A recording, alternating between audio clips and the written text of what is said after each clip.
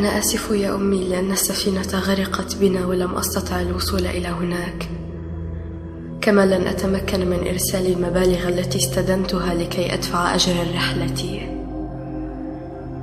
لا تحزني يا أمي إن لم يجدوا جثتي، فماذا ستفيدك الآن إلا تكاليف نقل وشحن ودفن وعزاء؟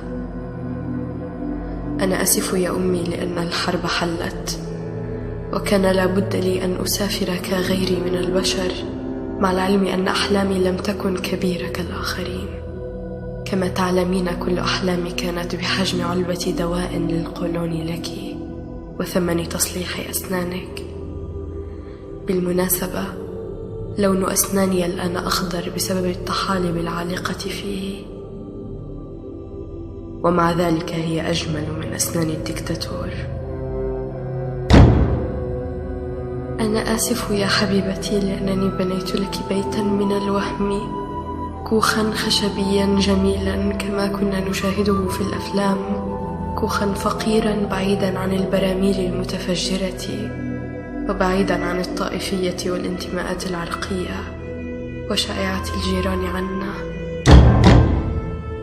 أنا آسف يا أخي لأنني لن أستطيع إرسال 50 يورو التي وعدتك بإرسالها لك شهريا لترفه عن نفسك قبل التخرج. أنا آسف يا أختي لأنني لن أرسل لك الهاتف الحديث الذي يحوي الواي فاي أسوة بصديقتك ميسورة الحال. أنا آسف يا منزلي الجميل لأنني لن أعلق معطفي خلف الباب.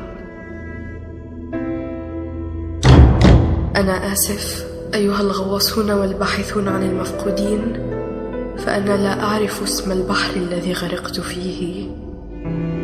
اطمئني يا دائرة اللجوء، فأنا لن أكون حملا ثقيلا عليك.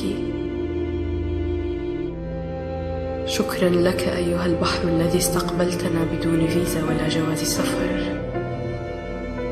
شكرا للأسماك التي ستتقاسم لحمي ولن تسألني عن ديني ولا انتمائي السياسي.